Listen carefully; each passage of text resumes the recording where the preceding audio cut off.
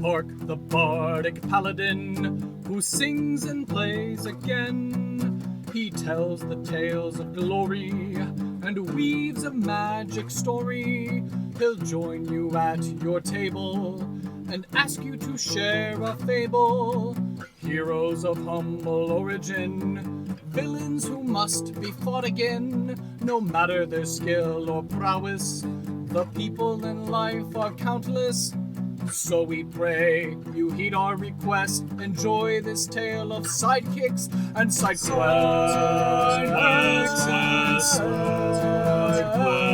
And side quests.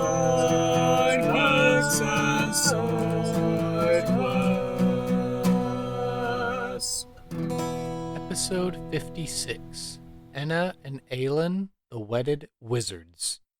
Welcome to Sidekicks and Side Quests, the Dungeons & Dragons podcast that helps to put humans back into humanity and breathe life into your campaign NPCs with backstory and bravado. That's right, we're building a world, one character at a time. I am your host, Kurt Krenwelge, the Bardic Paladin, and I'll be joining Quinn and Alex Schulte's table in the levitating platter. Hello everyone, and welcome to another exciting episode of Sidekicks and Side Quests, the best unofficial D&D podcast in my humbly biased opinion. I'm joined by, for the first time in the history of this show, a duo. So since we have 100% more guests than usual, I'm going to go ahead and make sure to step away from the microphone as much as possible to allow my guests to talk. So I'll turn the microphone over and ask my guests to go ahead, introduce yourself, and tell us what it is that you do. Sounds good. So, I am Quinn, one of the co-hosts of a Couple of Characters podcast that I do with Alex, my husband. I'm also the producer and editor of the show. Hello, I'm Alex, and I am also a co-host of a Couple of Characters podcast. And in my normal life, I'm a mathematician, and I have a PhD in math, so I do a lot of math and programming all day. Would you prefer to be referred to as Alex or Dr. Alex? Everyone just calls me Alex, but if you feel the urge to call me Dr. Alex, I'll take it. Okay, I mean, you spent all that time, effort, and money to get that classification, that shiny piece of paper, so I want to give respect where respect is due. Alex is fine. Thanks, Kurt. Oh, not a problem. Well, I feel like this is a pretty obvious question, but do you currently or have y'all ever played Dungeons & Dragons before? We sure have. We actually started playing it together in January of 2015 with right after 5e came out, because Alex had just started grad school and I was still getting my undergraduate degree, and we wanted, to have a little hobby together while we were in our long distance relationship. Yeah, and we've been playing pretty consistently ever since. Different games and different groups, but we've still been involved with D&D. And then recently, in the summer of 2020, in all the chaos that was 2020, we started our own podcast about character creation because we love it, and glad to see that you also love it since you did the same thing. Indeed, yes. My first original podcast with previous guest of the show, Ansa Jablinski, we were both co-hosts on a podcast we created called Blank Tape. It was in the style of Roderick on the Line or No Dumb Questions. And so it was us just checking in with each other, reminiscing on things of the past. And life happens. And so I was like, well, I don't want to stop podcasting. I have this weird idea. I don't think anyone else is doing it. Let me go ahead and start. Yeah. And, sure enough, it seems like perhaps spurred on by the coronavirus pandemic, it seems a lot of these D&D character creation type podcast shows have opened up. But I like your story that you shared about how you used Dungeons and Dragons as a way to have a hobby to keep your relationship spark alive. I know I started playing 4th edition back in my time in college, and I'd been playing then when my wife and I started dating in college. She would see me playing, she'd be like, this is kind of weird, I don't know. But then once we got her to make a character, she totally dove in head first, and of course we're both huge Critical Role fans, and we just gobble that up. So I think a testament as well to the phrase, the couple that games together stays together. Fun fact, I literally said that in our wedding vows. Yep. Oh, that's nice. Yeah. All right. Well, to keep things moving along, twice the guests, twice the answers. So, Quinn and Dr. Alex, who are your favorite NPCs from an RPG, video game, film, television, etc., and why are they your favorite NPCs? All right, I'll start. So my favorite is Garfield the Deals Warlock from the Adventure Zone, the Balance arc, because the voice Griffin used was just so funny to me, and the character was just so weird. Like, he was very excited to purchase an old shield from one of the characters because it had that character's blood on it, which is, like, it's kind of shady. And then another favorite moment from that was when one of the other characters tricked Garfield into a deal that was very beneficial to the party and not so much to Garfield. Yeah, I don't know if you've listened to that, but it's very funny. There are a lot of shows that I need to listen to and catch up on, so it's on the docket. I highly recommend the first arc because it was just so quirky and just had a lot of heart, so I really loved it. And in a similar vein, I'm going to mention an NPC from a different show that you should check out. So we're just going to add to your list here. My favorite NPC is Scam Likely from Dungeons and Daddies. Yes, that is a podcast I do listen to regularly. Okay, well, there we go. And so what I love about Scam is the first time that they even got introduced to him. So in Dungeons and Daddies, it's 4 dads from our world that get transported to the Forgotten Realms, and then they had to find their sons. And the first time they got interacted with this NPC was they got a phone call in the Forgotten Realms on their cell phone, and the caller ID just said Scam Likely. And then they answered and talked to this really quirky character that eventually later on he steals a bunch of gems from them that's worth like hundreds of thousands of gold, and then he plays truth or dare with them to give them the gems back. He was very much like in the vein of the Joker, like some people just want to watch the world burn. I don't actually care about this money, I just want you to not have it, and then we'll play a game to give it back to you.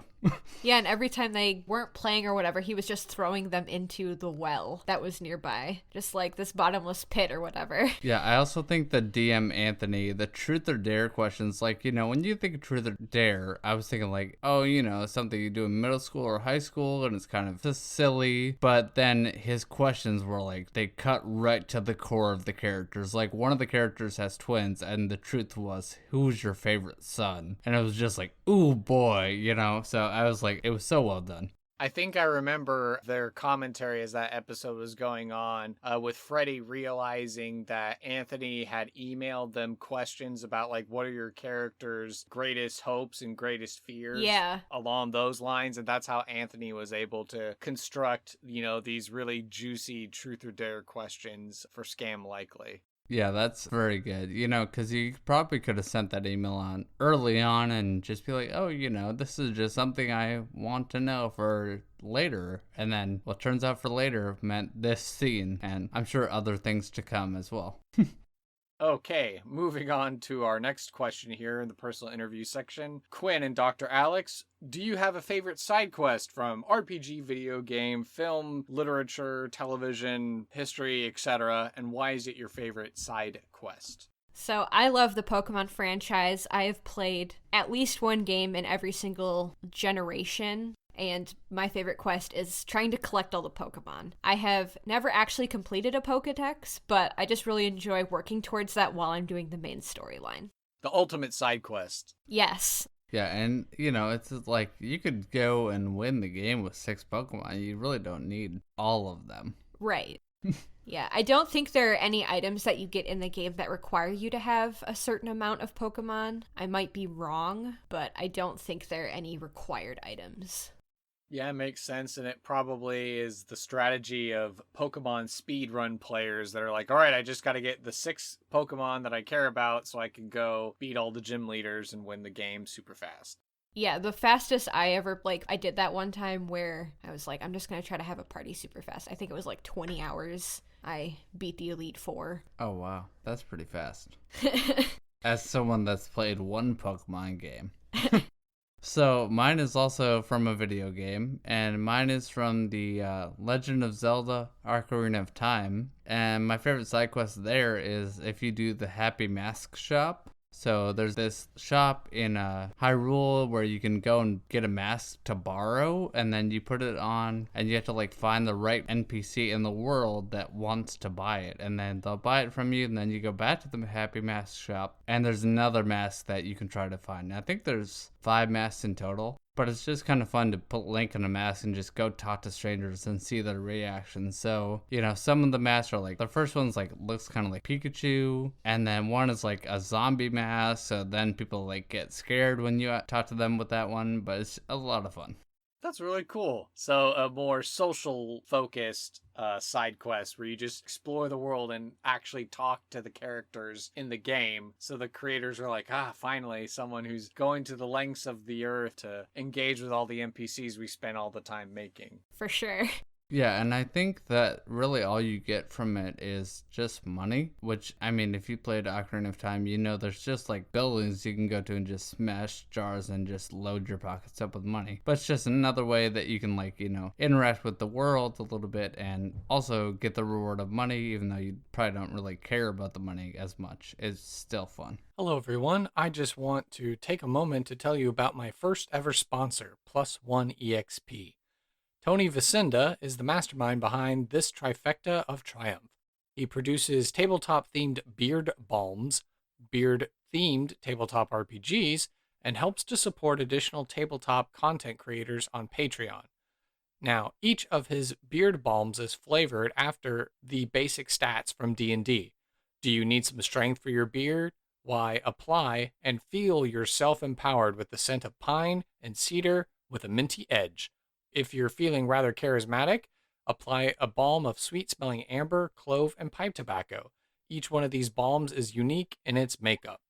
And of course, don't forget, Tony developed a whole RPG that allows you to harness your facial ferocity in hair-raising adventures. You can snag a copy of that game as well as a style stencil, enamel pin, or a map of the Whiskerverse. And finally, aside from all of the awesome interviews and actual plays Tony has on Plus One EXP, every purchase you make feeds into the Plus One Forward program, which supports small indie content creators to continue making amazing tabletop RPG content. So head on over to plusoneexp.com. That's plus one spelled out and exp.com in order to shop for these balms and games and more. And when you go to check out, use my affiliate code Randolph to save some coin on your purchase and to help support Sidekicks and Side Quests.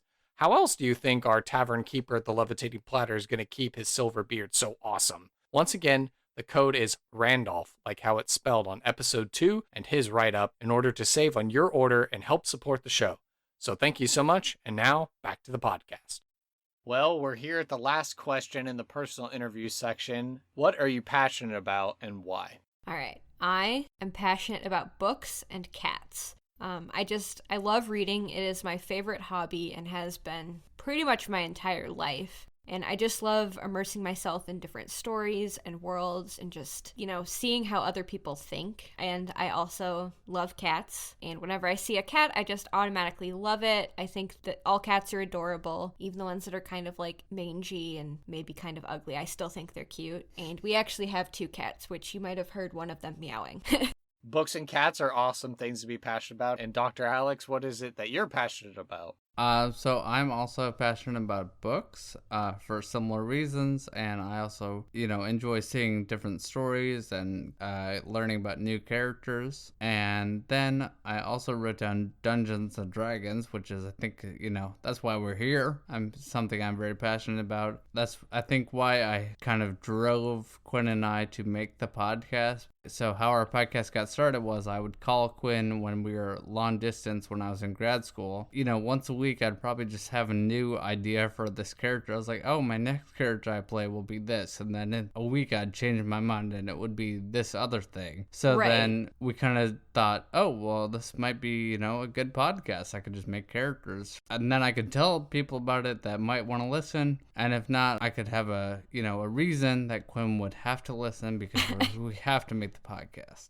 And then as a fun aside, since we do have a certified mathematician in the house, just offhand, favorite mathematical concept and why? Oh boy, this is a tough one. I might get judged by a lot of mathematicians, you know. Do you have a big mathematician audience? Well, we are in Dungeons and Dragons territory, so I feel like it's a Venn diagram of like D&D and mathematics. So there's got to be some overlay somewhere. All right. I mean, there's a lot of fun theorems and stuff. I really enjoy the four-color theorem, which is that if you have a graph, so when I say graph, I don't mean like, you know, XY plane graph. I'm talking about like just dots with lines connecting them. The graph theory definition of a graph. Graph theory definition of a graph, which is what I got my PhD in, was combinatorics graph theory. But the four-color theorem states, basically, if you have a graph where no lines cross, so it's called planar, so that means that none of your like edges connecting the vertices or the dots cross, then you can color it with four colors so that each vertex like is not neighbored with its color. So if you have a red vertex, they're all its neighbors, so all the other vertices that's attached to is only blue, yellow, or green. None of them are red. And you can do that to like color the whole thing. It kind of is a thing that people use. I mean, the 5-color theorem you can also prove, which is basically saying the same thing with 5 colors instead of 4. So 4 is one less color, so it's harder. But yeah, and I could do the 5-color theorem proof by hand, and I don't think the 4-color theorem proof can be done by hand easily. I think there was a lot of computing power that went into proving that. That's my favorite theorem. That's cool. I don't know if I remembered learning that in school, so that's really cool and interesting. So I'll have to remember that the next time that you can, color the dots, color in the lines on a graph if it follows, the theorem. So that's real cool. Thanks for educating me a little bit today. Yeah. The more you know. Yeah, I don't think a lot of people really deal with graph theory because it's not even a class I took until grad school. But I know some undergrad math majors take graph theory, but it's, it's just kind of this niche area where it's like, if you're not going into math, you probably haven't dealt with graph theory, even though it can extend to a lot of real world applications. Yeah, like that's how you can do like networking things and see how like you set those things up. Yeah, there's a lot of like graph theory behind like, like how do pipes flow, or how does like, where do we put telephone lines and, stuff like that.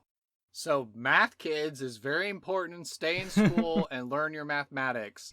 And try not to share as many Nickelback memes, because I'm sure mathematicians get really bored very easily by them saying, look at this graph. It took me a second to get that, which I am ashamed to say that it took me so long to get it. Should have instantly gotten it. Well, because the guy's name is Graph. Yeah. Right? All right. I'm just making sure I got it. Yeah, well, yeah.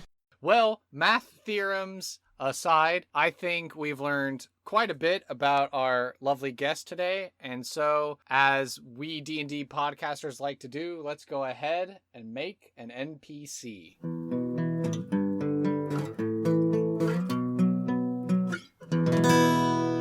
Yes. Sounds good. All right, so today, like I said, we have twice the guests, which means we have twice the NPCs that are being made today. So if memory serves me right, in preparation for recording this episode, you only had a few pillars of what you wanted your characters to be, but the rest were all going to be randomized. Is that correct, using my tables? Yes. Yep. We love making random characters. One thing that we actually enjoyed is one of our friends, just another quick little story, made this game recently where it was based off of the Monster of the Week video game, right? I think it's an RPG. Maybe an RPG, whatever. But where, like, when you level up characters and, like, they move on or retire into different tiers or whatever, you have to make a new character. And he had, like, a generator thing that he made that just is like, all right, these are the things you've unlocked. So you can have these potential classes and these potential character races / species. And we just really liked making those characters, like, to see, like, oh, we got a Knoll Wizard.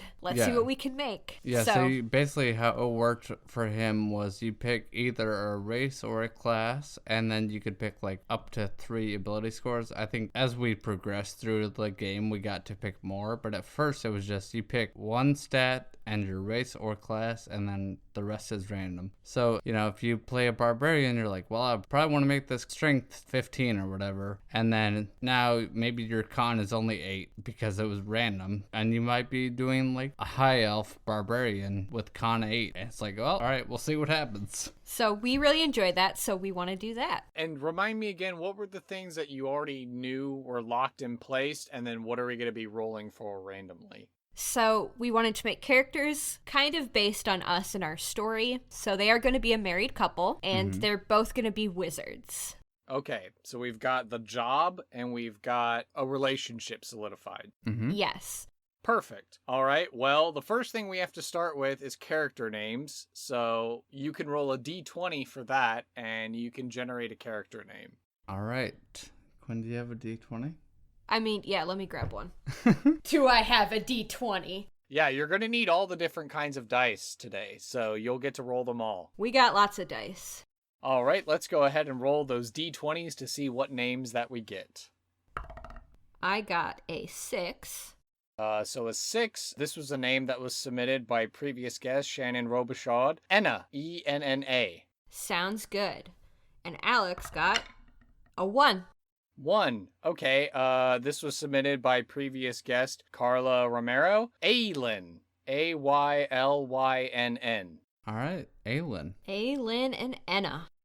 The next thing to determine is the character's ancestries. Were you wanting it to be the same ancestry for both characters, or did you want to each roll separately? I think we go separate. Oh yeah, for sure.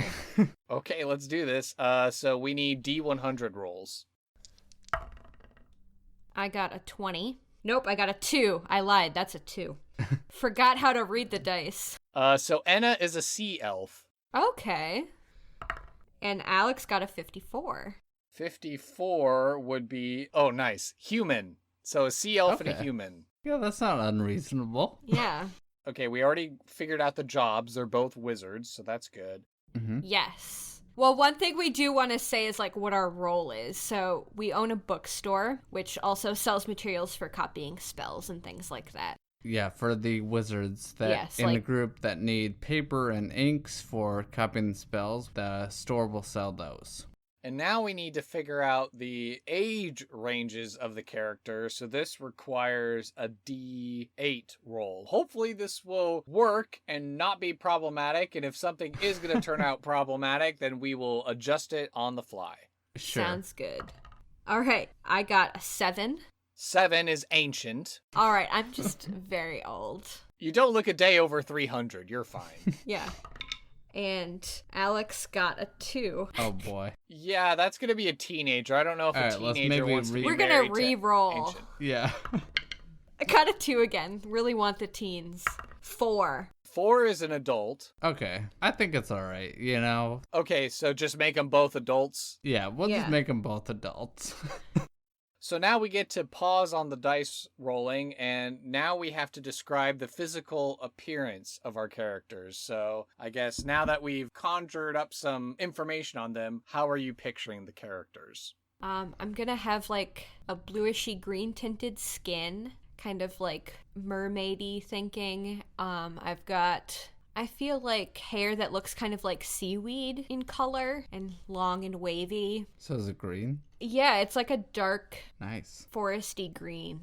It doesn't have the properties of just being like wet, damp seaweed that you pull out of the water, I guess. No. I mean, it's like the color of wet seaweed, but it isn't just perpetually wet. Good, you're not a water genasi. Yes, I'm not a water genasi. What color eyes? They are dark brown. Any other physically distinctive features for Enna? I don't know a lot about sea elves, personally. Well, you could talk about, like, her style. What is she wearing? She's all about the fashion. She wears unique things she likes to put together. She's a little bit avant-garde in her fashion, so she'll have, like, a loud color print and be mixing a couple of those together. So people might find that kind of garish, but she loves it. I just want to hear her say just, oh, darling, that's so last century. Because, she's an ancient elf. Yes, like Edna mode. I never look back, darling. I live in the now. Just screams eccentric wizard, so perfect. Yes. So now we have Aylin, who's a human. So Yeah. what are we picturing for Aylin? I think Aylin, he's a little bit older, because I don't want it to be too problematic. We'll say he's like 45, 50. And he's got blonde hair, starting to go a little white at the temples. Actually his eyes are the same color as Enna's skin, so they're kind of bluish green. Maybe that's why they got attracted to each other a little bit. Yeah, Enna was drawn to... She'd never seen anyone who had eyes the color of her skin before. Mm-hmm. And then Aylin has a small little soul patch on his chin, and no other facial hair. He wears a black bandana over his eyes because he's visually impaired. For him, he just kind of wears black robes most of the time, kind of the opposite of Enna, where Aylin is just kind of very simple in his clothing choices. He's just like, if it's not broke, why fix it? And he just wears black robes all the time. And Enna's always trying to get him to be more adventurous in his dress, and he's like, no, this is good. Maybe he'll put sometimes he'll switch up the bandana over his eyes, and Enna will pick it out for him, and it will be, pink and purple and vibrant for one day, and then he's like, all right, I'm going back to black. So it must be a real sign of intimacy and specialness then between Enna and Aylin, because most common people, I imagine, are not seeing Aylin's eyes, but the fact that his eyes match her skin, and that was a very special bonding between them two. Is that how you're envisioning kind of their relationship? Yeah, and I think Aylin was not always blind. I think that when he was back in wizarding school, he could see, and then during his adventures, he lost his sight in an accident, because adventuring's dangerous. And maybe now he's done adventuring, he's retired to this bookstore with Enna. He covers his eyes up most of the time. Maybe he thinks they freak out other people now. A little self-conscious about it, even. Aylin is, not me. With each character, describe them with 3 adjectives. Fashion adventurous, that's going to be one adjective. It's hyphenated. It is hyphenated. Hyphenated. Yeah. Okay. I think on the opposite end, I'm going to go practical for Aylin. I think intelligent is also a given. Being a wizard and owning a bookstore, I think I'm going to give Aylin intelligent. I'm going to say spacey for Enna. She'll get lost in her own thoughts and not pay attention to what's going on around her. Enna sounds very, floaty. She's just kind of dancing through life here. She is kind of dancing through life. She sounds like the cool hippie girl from school that all the guys are like, man, she's so cool. Yeah. She's your Manic Pixie dream girl. And I think that Aylin is also going to have kind of a dark humor, so he'll make some jokes that people are like, oh, is this funny, or was that a little bad? So kind of morbid? Yeah, he maybe jokes about his own blindness or death a lot. He's kind of, he's got some weird jokes. I'm going to say know-it-all. So it almost seems like an opposites attract kind of a thing for this pair. Very much so, it seems like. Yes. Did you have your 3 adjectives, or do you need one? Practical, intelligent. Oh, yeah, that's right. Dark humored. We had fashion adventurous, we had spacey, and then we had know-it-all. Yes. For Enna. So now we get to go back to rolling dice. We have to determine what's a valuable item, a piece of lore, a secret, or an ideal or concept that the character ascribes to. So the first thing to roll is for the category, so that's a D4. 1. Okay, so Enna is going to have a valuable item, and then Aylin? A 4. Okay, so that's an ideal or concept. So now each of you can roll a D6, and I will tell you what your valuable is. I got a 5, and Alex got a 6. Okay, very interesting. Okay, so for Enna, her valuable item is a horned helmet. And then for Aylin, the ideal or concept that he ascribes to was suggested by our guest, Harper Hayes, exotic food. So interestingly enough, Aylin really has a knack and an interest and a love for exotic kinds of foods, whereas Enna really loves this horned helmet that she has. Yeah, maybe it was my father's helmet. And he passed it on to me. He willed it to me. I mean, you are ancient, so your dad is probably dead, even though elves live so long. Yeah. Oh, are you still going with the ancient as the age for Enna, or were you both adults? That's up to Quinn. I mean, even still with a 300-year-old elf, maybe my parents didn't have me until they were older. Yeah, true. Or if, My dad was an adventurer. Something could have happened to him. That's true. He was defeated by a dragon, and the only thing they were able to recover was his helmet that he had wanted to give me. And it took you a while to get it. Yeah. And Aylynn just loves exotic foods. Yes. She will sample anything once. Yeah, you gotta have this 72-hour smoked displacer beast. It's out of this world. Yeah, you haven't lived until you've had Noel cooking. Is there a particular food culture that Aylynn really likes, do you think? Let's just go ahead. Let's say goblinoid food culture. Weirdly enough, he's like really like, and he knows that sometimes it's probably maybe other humanoids that he's eating, but he just kind of ignores that fact and is like, no, but it's so good. They just The way know they how to, season it is just... spices they have, everything. Oh, to die for. I think that probably feeds into his dark humor then, I suppose. Yeah. I mean, maybe he spent a little too much time with the goblinoids. What is a particular quest that these characters would be willing to recruit or hire player characters to go and do? Since obviously this is a married couple, did you already have a side quest in mind, or were you wanting to roll for that? We do have a side quest in mind. So our beloved cat Cuddles has gotten lost, and they need to either rescue the cat or find the cat for us. And it actually turns out to be a displacer beast. Yeah, so the players won't know. They'll just get a description of like, oh, he's kind of big. He's very cuddly. He's black. And then they'll show up and be like, well, there's this displacer beast and it has a collar on. Yeah, and it says Cuddles. What? So do you imagine this being a more urban sort of side quest rather than a small town out in the boonies or something? Actually, we were thinking that we lived in a smaller town. It's like maybe the cat got into like the forest or something. Maybe got lost in a cave. The cat fell down a well. I don't know. Something happened. Yeah, we can leave that up to the DMs at home to decide exactly how it went. But, somehow our big displacer beast cat got lost. And now these adventurers need to help us find it. You charge the player characters to go and rescue your precious feline, who ends up being a displacer beast, much to the chagrin of them. What is going to be the reward for successfully retrieving and bringing back Cuddles? So, because we owned a bookshop, we were thinking something that they might have is, depending on the level of the characters, you don't want to give this to, like, level 1 characters, but the very rare tomes or manuals that permanently increase ability scores would be one that they might have as a bookstore owners that they could give the characters as a reward, or they could potentially give away spell scrolls since they're both wizards. It would be very funny, actually, if they gave them the spell scroll of like locate creature afterward. Just like, why didn't you use it? Yeah, just well, I was caught up in my work. Yeah, we really just didn't have time. We knew Cuddles would be okay. We know he's more than capable of coming home, but you know what? I just really needed him now, so. Eccentricity of wizards. Yeah, I'm just having a rough day and I just needed him, but I didn't want to waste the spell scroll.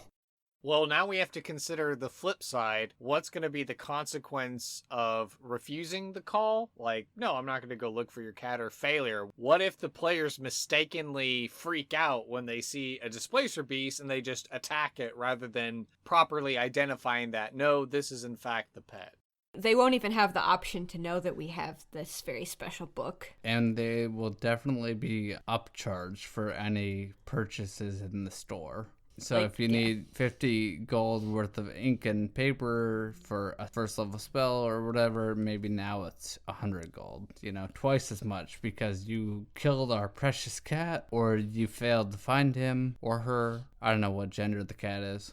Okay, well, very interesting that Enna and Aylynn would actually be so forgiving. I thought surely they would earn the wrath of a pair of glass cannons, but you just would put the hurt on them in an economic sense. I mean, you could also for sure just have Aylynn and Enna attack the party. Yeah. I think it depends on what happens. Like, if they kill the cat, we'd probably attack. If you hurt the cat, we upcharge you. And if you just refuse it, we're just like, we're not super friendly with you. Yeah, I think a killed cat deserves an attack in retribution.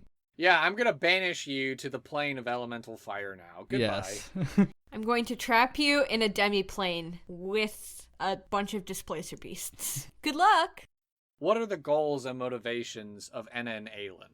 We want to collect, we're collectors of books, so we want to collect all of those 6 very rare tomes / manuals. Not to use, just to have. Complete the set. Yeah. I also think that they are just collectors of stories in general, whether it be, a bard's tale or a written story. So that way they are really trying to add to their knowledge, really, by just collecting stories. So it kind of ties into us in real life, liking to read books, and now these characters like reading books and getting other stories. Yeah, I feel like every time they get new stories, they write it down in like a collection of whatever. Just having an anthology of adventuring stories. With these goals and motivations of the characters, how do they affect their personalities? I feel like we're pretty friendly and open with people that we meet, unless you show a distaste or disinterest in books. And we will definitely act hostilely towards anyone who disrespects, damages, or destroys books. Or, if we see you kick a cat, we're also not going to like you. I think that with that in mind, we're willing to sell you our books and like spell scrolls and inks and stuff usually. And that way you can go and adventure and get more stories and come back and tell us about them. Like probably they'll say that all the time, like, oh, if you go adventuring, come tell us about it.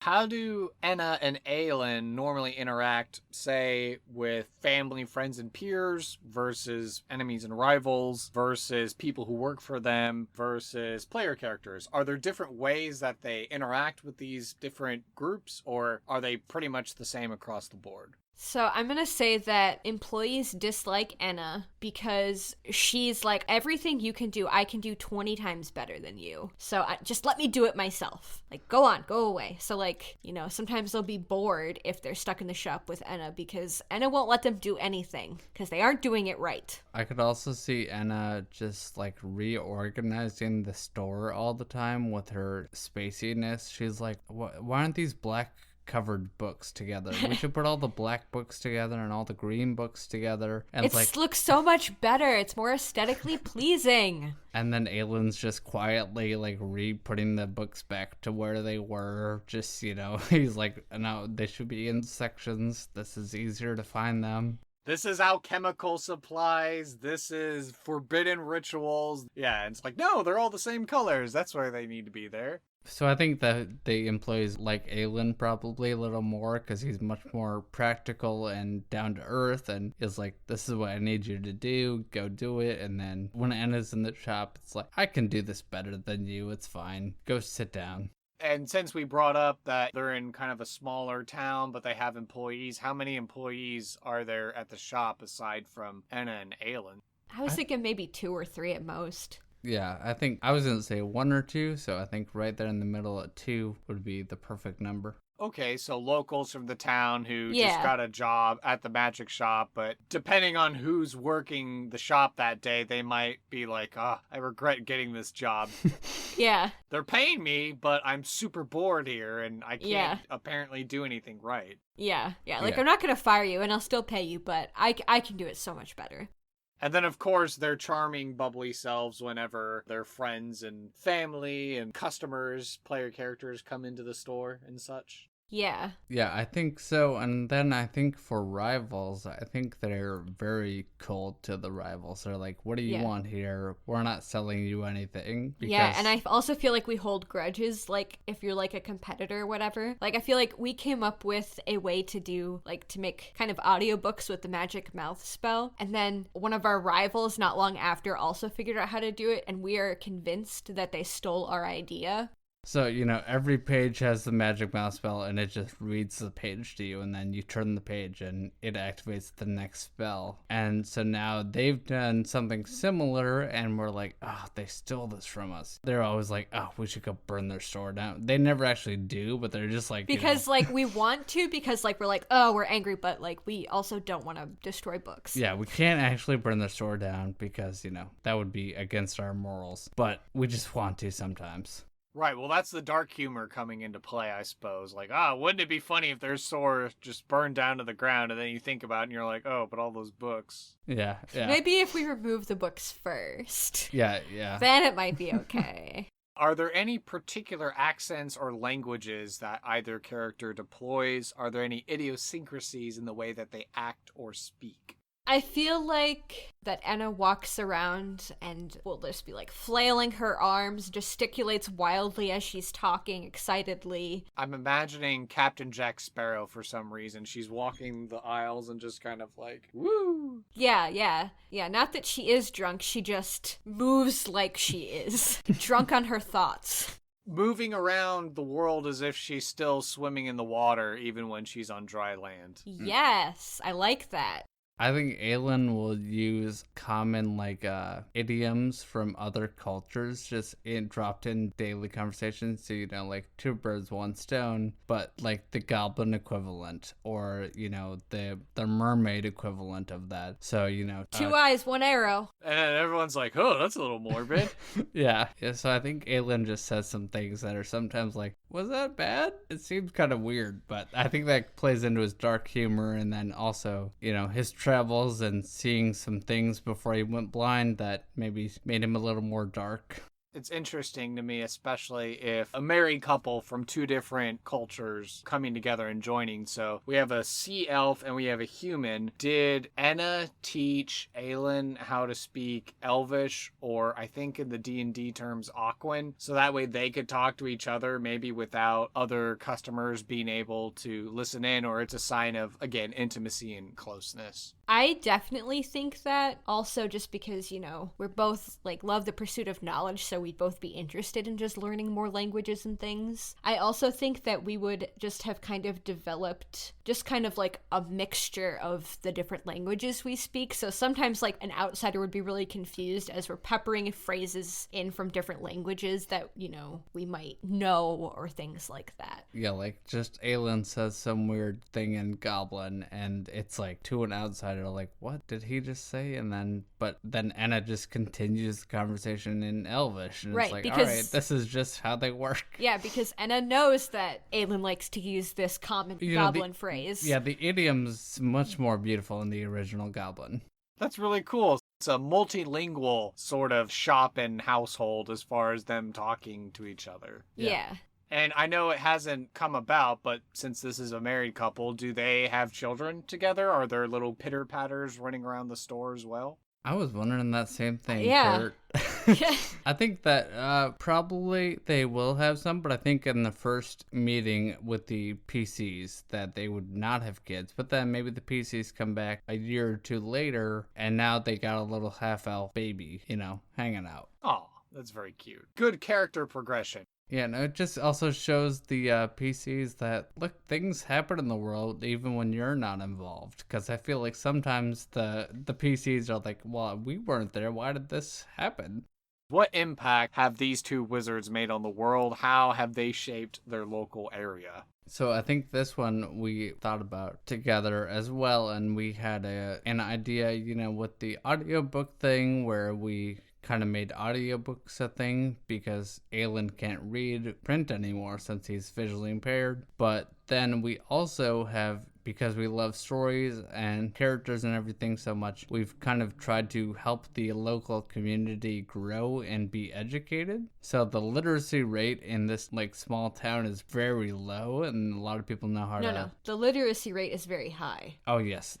Illiteracy rate is low. Yeah. So, we set aside some of our profits to make a literacy program and a local school. And we thought that it's kind of like the Pizza Hut Book It program, where we just, we want people to read books. If there are more readers, we can sell more books. Maybe Aylin will make you an exotic meal if you read, 20 books or whatever. You bring a coupon in saying that you've read 20 books, and then Aylin will make you this weird goblin meal that he likes, with his exotic food. I absolutely love that. Yeah, so then it's more like, the Pizza Hut thing where it's like, oh, you read 5 books, you get a free personal pan pizza. Well, it's like, no, this shopkeeper is going to make you a meal.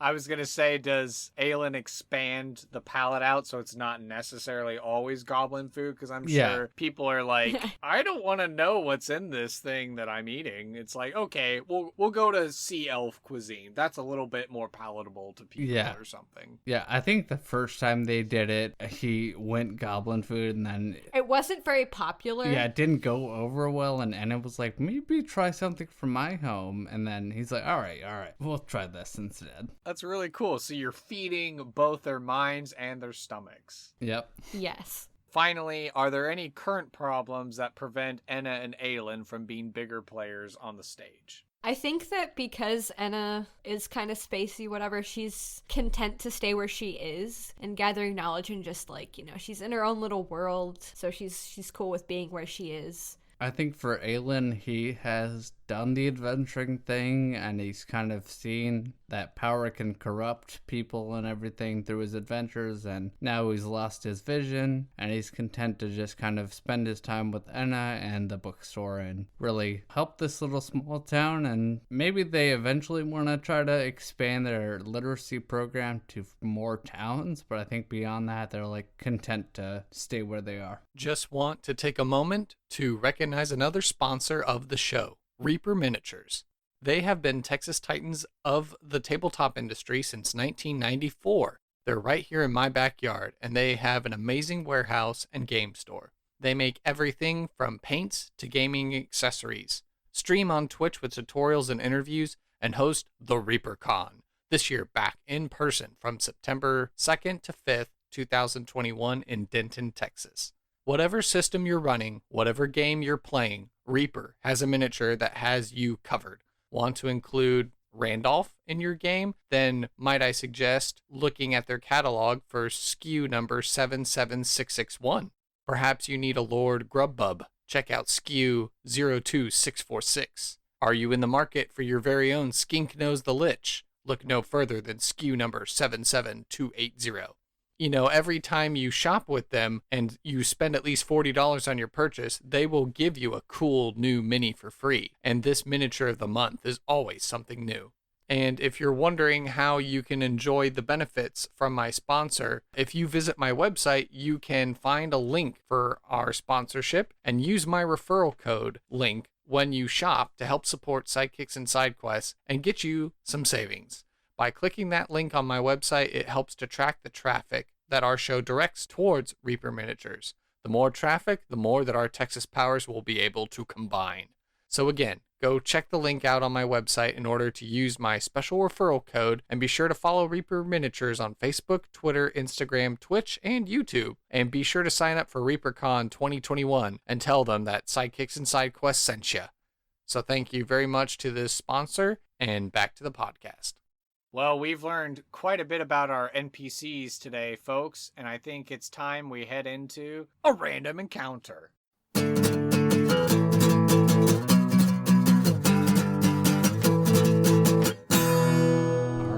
So this is the part of the show now where we get to have a little role play, a little vignette, and get to bring life to the characters that we've just now created. So I was trying to think of who to deploy in this scene, and I think it's been a little while since we've heard from Sonia, who's my warrior woman, and I think she probably has the might to be able to take on a displacer beast without problems or hindrance. So I think it would be really cool if you guys met Sonia. After Sonia had finished getting her upgrades in arms from Jacqueline, the goblin blacksmith in the next town over, she's walking down the road and she comes upon another town, and she's getting ready to turn in for the day at the tavern. But as she checks her bag, she realizes that some of her potions and her other magical implements that help her out in her adventuring are running low. And so she looks up and she sees a sign for a shop that looks like maybe it deals in books, maybe it deals in magic. She's not too entirely sure herself, but she's going to go ahead and enter into the shop, and immediately she is overwhelmed by what she sees and experiences. So what is Sonia seeing as she enters the shop? I think it's because Aylynn doesn't really care about the aesthetics of things, he let Enna just go hog wild, and like every wall is painted a different color, but not just one color, like multiple colors.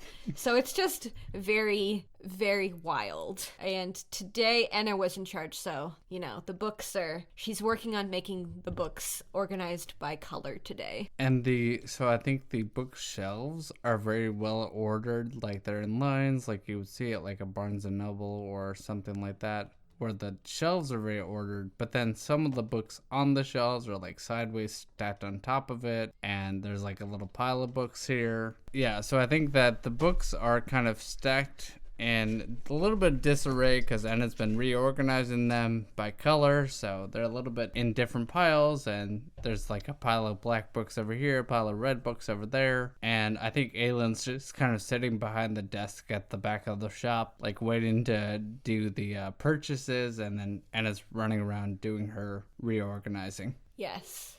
So Sonia, kind of taking this all in, will just kind of very cautiously go, excuse me, is this where I can buy magic items? She says, very unsure of herself. Hey, Aylynn, I'm a little busy right now. Could you just take care of this? Thanks. Yep. Come back here, little lady. Sonia, who's, I imagine, is very physically well-built and strong, on the taller side for a warrior woman, approaches the desk, and she'll kind of like grunt a little bit as far as like the little lady sort of comment, but she'll be like, yeah, so I was kind of looking for like healing potions and stuff, or, you know, any potions for fighting good and whatnot, so do you have anything like that? And then Enna's gonna run over and say, oh, yes, I just I put him over here. And then she runs over and like scoops up like a couple bottles of potions and is like, let's see, what do we have? And she's like looking through and setting them down. I think Aylynn just calmly walks over and picks up like 2 potions and then walks back to the desk and sets them down and then says, well, we got here our basic healing potion, and right here we got a potion of giant strength, make you a little stronger for a while, help you out in a fight if you're using weapons and such.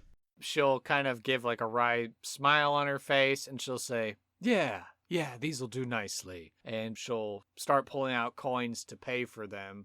But then I imagine she's looking around, and as she's kind of like observing, she can see like there's some deep claw marks into the tops of the counter. And she'll kind of look down and be like, what on the God's earth made these?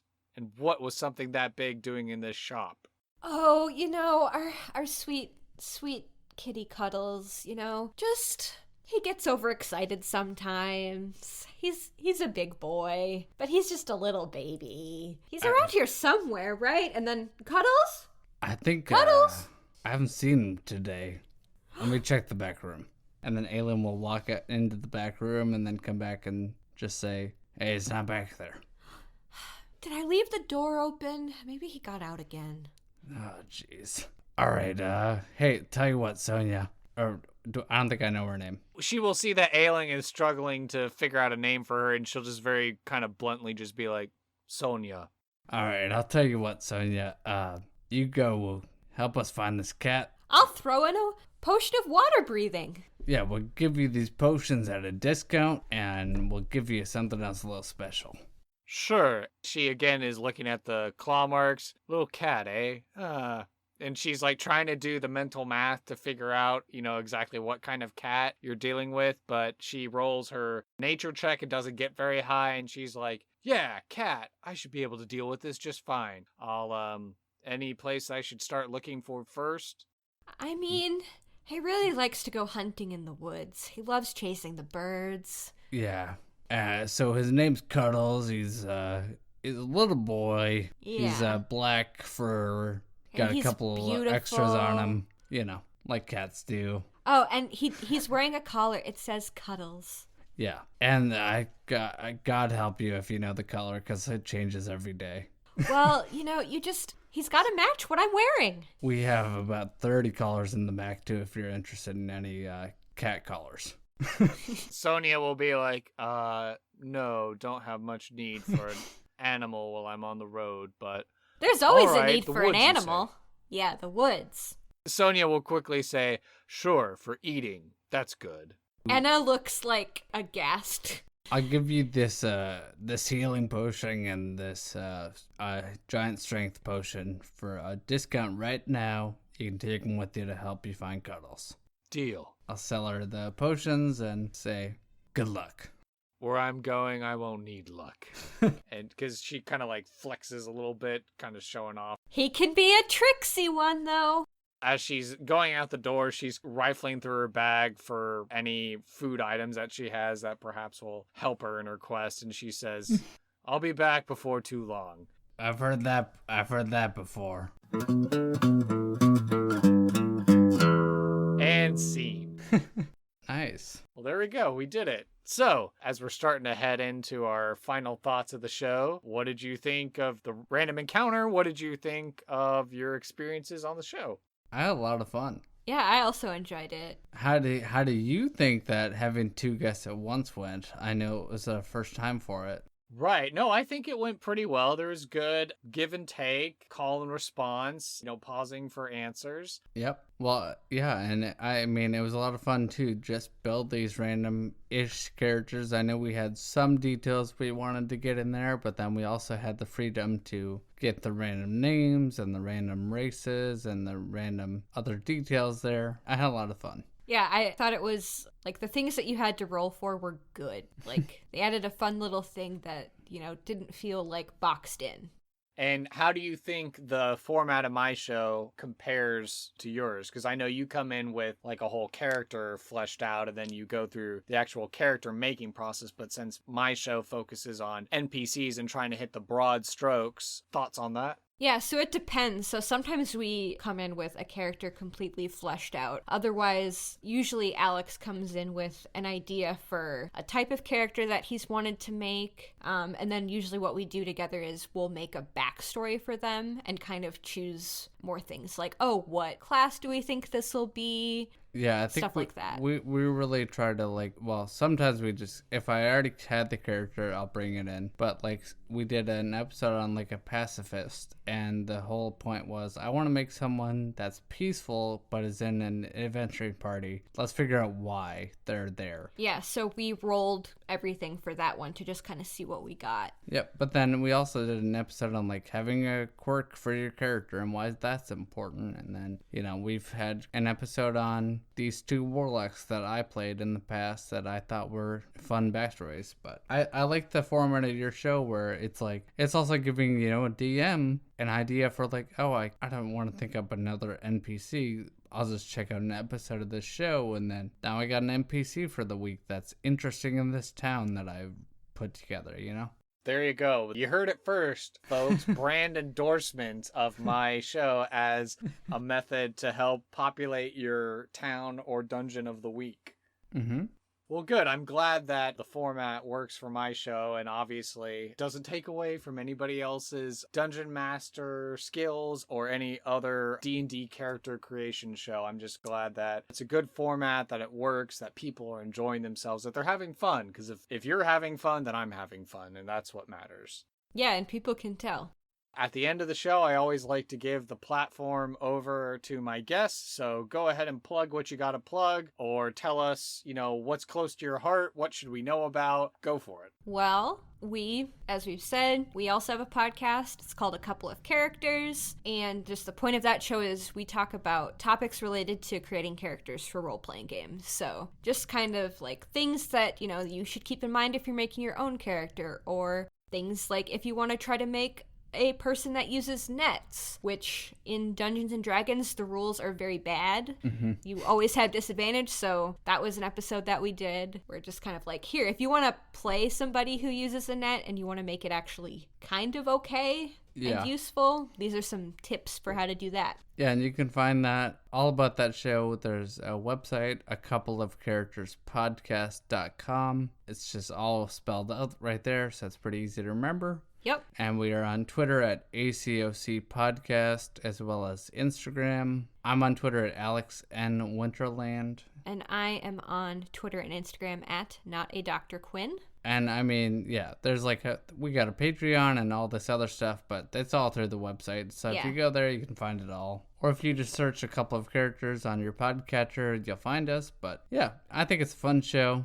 It's similar to this show, so if you like this show, you probably like our show too. Awesome. There you go. Well, thank you all so much for coming on my show. Would love to have you all back so we could do another collaboration in the future. Yes, thank you. We had a lot of fun being here. Yeah, thanks. Thank you for listening to this episode of Sidekicks and Side Quests. Be sure to subscribe to the podcast through Apple Podcasts, Google Play, Spotify, and Overcast. Or feel free to save the RSS feed to use the app of your choice. Visit our website, sidekicksandsidequests.com, for links, write-ups of the NPCs, and to learn more about the show and the guests who have been on it.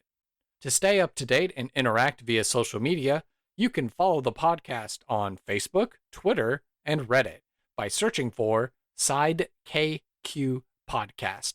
I would love to talk D&D and showcase your fan art, stories of how you used our NPCs, discussions, and commentary. If you would like to hail the bard, send an email to sidekicksandsidequests@gmail.com. To help this show be the resource it's meant to be, I ask that you please leave a review on iTunes to help spread the word, and share our show with your friends and family. Whether you're a veteran player or an aspiring dungeon master, there's something here for everyone, and I want to hear about it. Sidekicks and Side Quests is unofficial fan content permitted under the fan content policy, meaning I'm not approved or endorsed by Wizards. Portions of the materials used are property of Wizards of the Coast, copyright Wizards of the Coast, LLC. Thank you for your support, and I'll see you at the pub next time. Bar to rock on 1, 2, 1, 2, 3, 4.